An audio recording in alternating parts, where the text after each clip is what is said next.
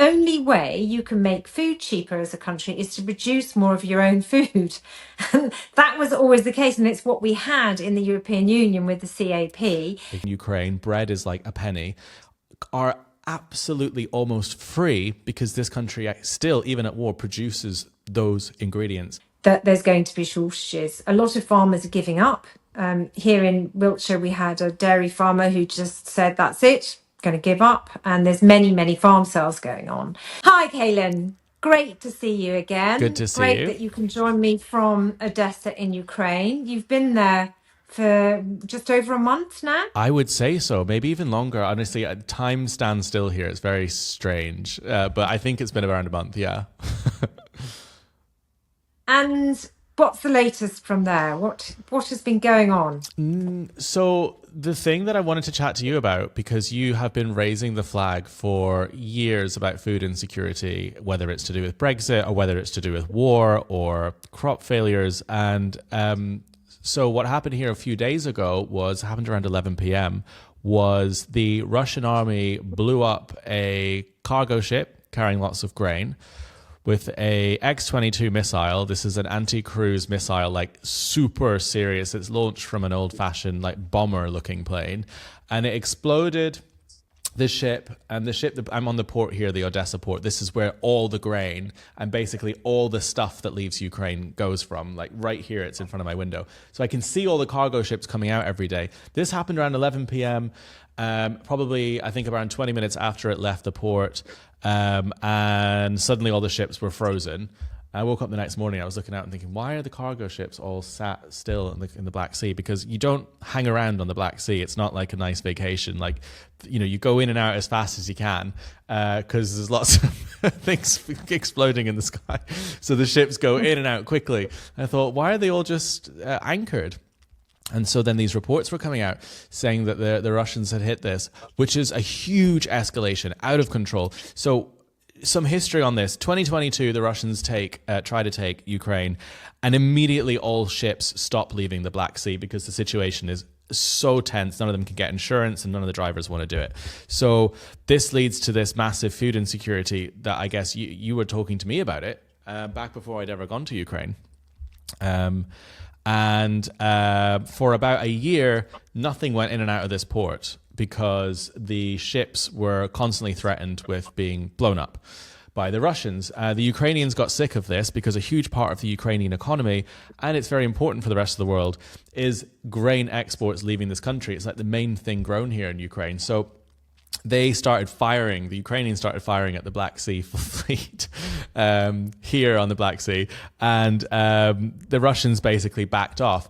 And then the Ukrainians started striking up deals with places in Asia and grain ship companies, and the trade started again. I remember seeing one of the first ships leave this port when I was here last year, and now it's active. Like, there are constantly boats on the horizon. You sit on the beach and you look out and there's constantly ships going back and forth. Much less now. So what has happened is a return back to potentially those days in 2023. Insurance is the problem. It's very hard to get insurance going through waters in which a ship has just been hit by a Russian missile, obviously. And I don't know what's happening in the back end, but I imagine the insurance companies are having very tight conversations with the grain distributors and the delivery people, and everything's at a standstill. But it's extremely concerning, A, for Ukraine. This economy is already on its knees. It relies heavily on these exports. That's why the Russians are doing it. But B, food and global insecurity is at an absolute risk again, because grain is the essential ingredient in a huge part of all of our diets, right? It makes up one of the core staples of our diet. And any kind of insecurity right now, post-Brexit, post all the insecurity we've seen, is going to be catastrophic. It will affect people in Britain as well. So I don't know what's going to happen next, but this involves everybody that eats food, essentially, as disaster. Yeah, well, as you remember, when the Ukraine war happened, knowing that we'd dislocated ourselves from the EU, I called for the then government to do something to ramp up production here. I am sad to say that I failed in trying to get their attention to understand that reality of what we walked into, and the worst things that have happened here, because we've had a perfect storm with really bad weather on top of really flawed policy, which means that our food stocks are not in a good state, and a lot of the food from Ukraine goes to the Middle East. But you can't always assume that food is always going to be available on the world markets. But it'll be interesting to see what happens to grain prices, because the wheat prices, weirdly enough, are controlled globally, but weirdly they've been very, very low. They shot up in the immediate aftermath, but obviously because as the stocks came through, I think the prices then readjusted. But there's been because the price is so low and the risk is so great in Britain, a lot of British farmers are not growing wheat anymore. Yeah, well, I'm looking at some of the stats here. It says on the Chicago Stock Exchange, futures rose to $5, nearly $6 per bushel. I don't know if you know what that is. Something to do with grain. This was the highest indicator in the last 2 months. So there's predictions that the prices are going to go up, but it's about destabilization, right? I guess it's not just about the actual price of grain going up. It's about the whole food industry destabilizes if one component of it becomes unpredictable. 92% of grain from this country goes to Asia and Africa, but still, if those countries experience food shortages, it can have a knock-on effect to the rest of the world, I guess. But you probably know more about this than I do, because you actually told me about it before I'd come to Ukraine. You were saying, yeah, one of the worst parts about this war is it's going to cause major food insecurity. Remember? Gosh. Yes, it causes a major. I mean, Ukraine is the breadbasket of Europe, and as I said, it feeds the Middle East and Asia. And if you then remove that from the whole food bowl in the world, then it's going to cause problems. Food prices are going to spike again, and if there's something short in supply, then that makes prices go up, and that causes more hardship for everybody. And it also means instability, because there'll be more rioting. So yes, it's not good news. And the other interesting thing is that whilst we hear a lot of talk about wanting to help Ukraine, in truth, has the EU and the USA really done what it can do? You know, how much money has the EU and the USA put into helping Ukraine compared to how much Russia is spending on the war? It's almost minuscule. It's a teaspoon to fill a bathtub. I mean, the EU have spent about 0.2% of its GDP on helping Ukraine fight Russia. Russia are now spending 7% of their GDP fighting Europe, essentially, because Ukraine is Europe. Ukraine is the breadbasket of Europe. Ukraine is the largest country in Europe. So you have one side spending 0.2% and you have one side spending 7%, and Russia's essentially turning their economy into a war country, into a war machine, North Korea style. They're completely shifting their economy to the war. And that shows just how stark it is. But also, a lot of economists have said if Europe actually doubles that from 0.2 to 0.4, that would cripple the Russian economy, and they wouldn't be able to cope with that. And it would actually probably help the war to the point where it finishes by Christmas. And we wouldn't even notice it. You know, we wouldn't notice it in terms of how much more expensive things are getting. 0.2 to 0.4 is minuscule. It costs nothing compared to things like Brexit on our economy. And it's a really easy fix. But everyone is too cautious, because you have things like GB News and Talk TV dominating the airwaves, which are quite anti-Ukraine in a lot of ways. You then get a lot of anti-Ukraine commentators who say, this is why we're all poor, because we're giving all our money to Ukraine. Which, of course, 0.2% is not all of your money. But it's essential as well. And also the instability with the USA election, not knowing who's going to be in the White House at the beginning of next year, is a big problem. Yeah, well, Trump is a big problem. Yeah, I mean, it's a problem with changing a political system that changes every 4 years. But the bigger problem is misinformation and the media, because the media is no longer, centralized. You don't have at least a gauge between the left and right and reasonability. There's no longer even a world where facts matter anymore.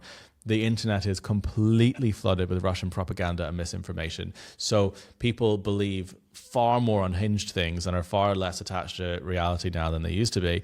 So now millions of Americans and millions of people in Britain literally think that all of their tax dollars are going to Ukraine. I imagine if you did a survey and asked people in the street, actually it would be quite interesting to do that, how much money percentage they think is going, they'd probably say like 80% because their news feeds are filled with this kind of stuff. But the thing that's actually going to hit British people in the pocket isn't giving money or arms to Ukraine. It's the fact that food prices could start skyrocketing because it's creating a chaos in the supply chain. Yeah, and inflation.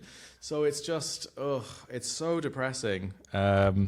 I know. I had this exact conversation with somebody last week who was convinced that because of the COVID recovery grants and everything else, that it meant that we're bankrupt. And I try to explain, as in, it's the economy is circular. If you put money into the country, it goes around and comes back into the coffers. If you don't give anything to your people, then of course that's going to cause hardship and chaos. So it's amazing how people don't really understand how economies work.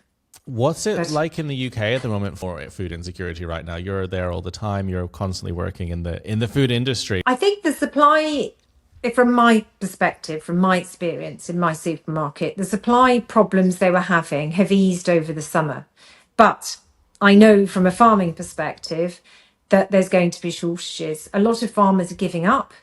Here in Wiltshire, we had a dairy farmer who just said, that's it, going to give up. And there's many farm sales going on. So there's a lot less food being produced. I'm buying apples in Waitrose in September, which is obviously harvest time for apples in Britain, and they're from New Zealand.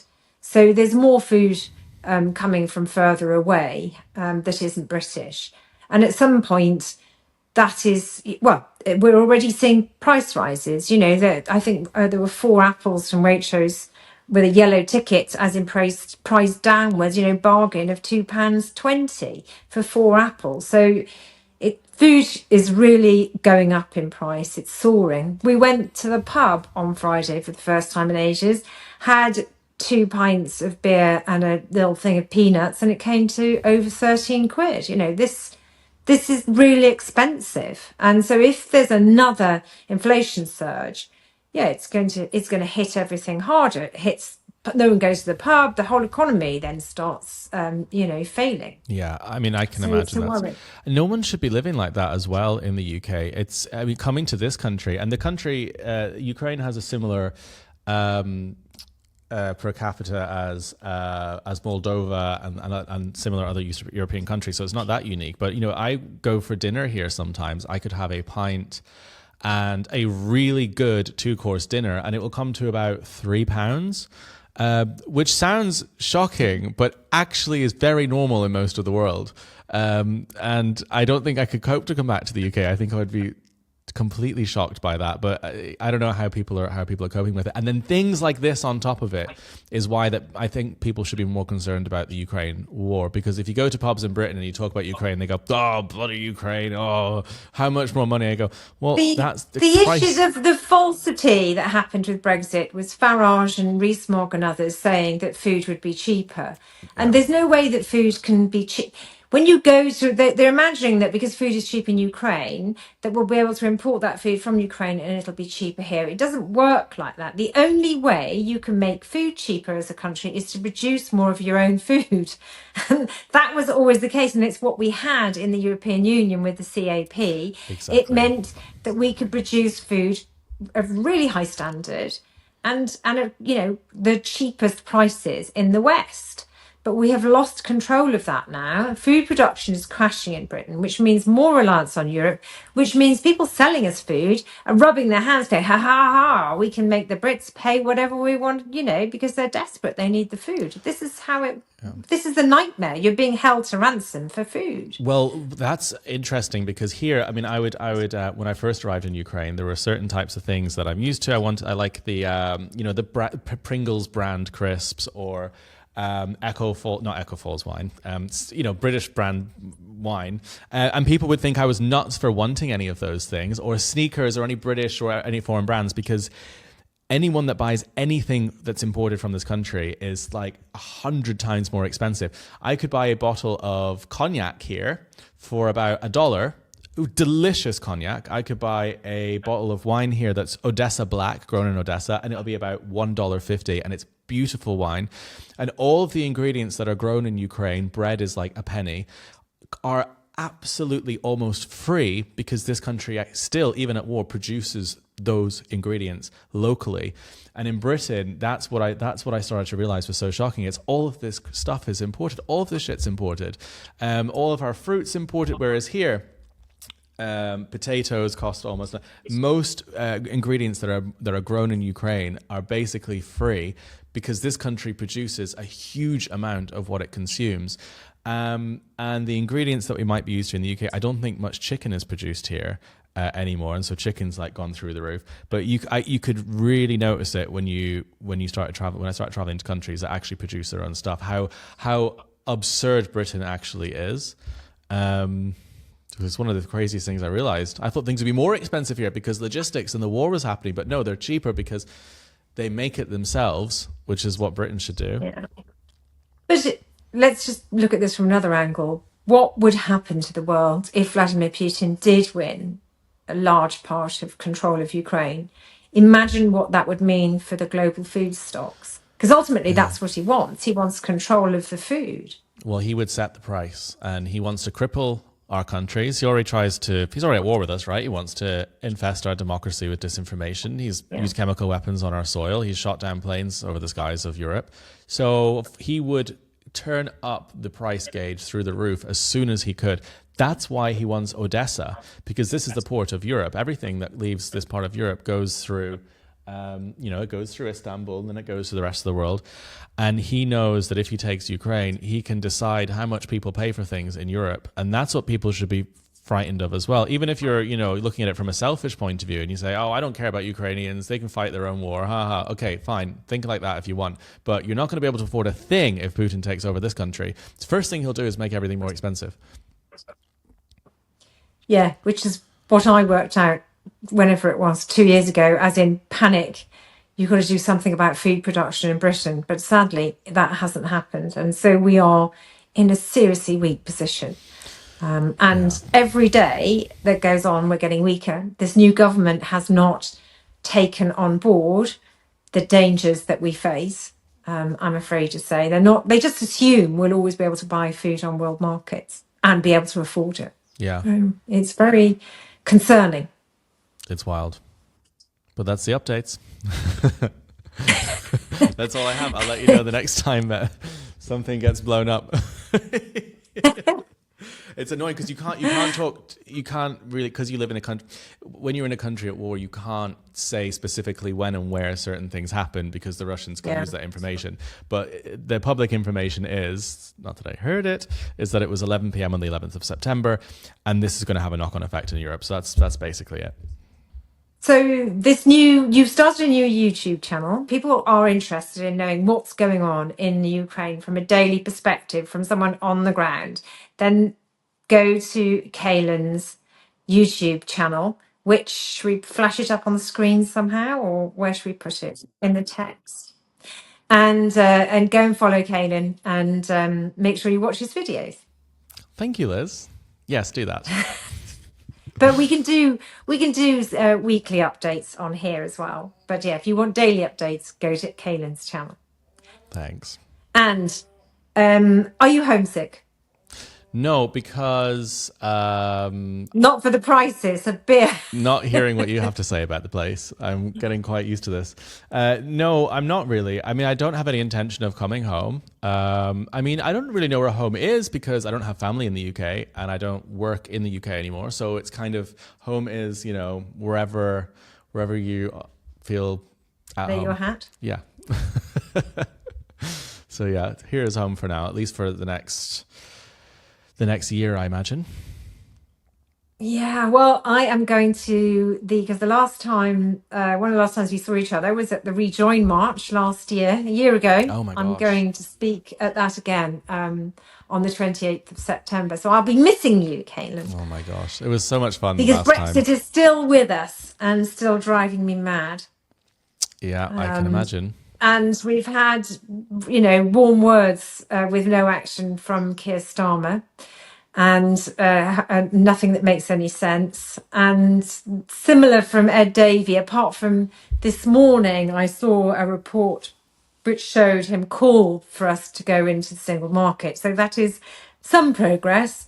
I know the members are very upset with the lack of strong direction on rejoining the European Union. Oh, interesting. So, but yes, that is, if my view is this: if the UK was back in the EU, it would make Putin's job so much harder because we would be united. And as long as Trump doesn't get in again, then, I think that he's going to be in a lot of trouble. But I guess he's hanging on to see if Trump wins. That's clearly what's in the mix here. Well, that sounds really fun, and I wish I was there because every event we go to, we always have lots of fun. So, We do. so yeah. And I'm missing you, even if you're not missing us here. I'll have to come out to Odessa when I'm I brave would say enough. fine, but the last few weeks have been not so fine. But I'll let you know when it's quiet, and you can come in for a day. Yeah, That'd be good. I'll see you Good to soon. speak to you, and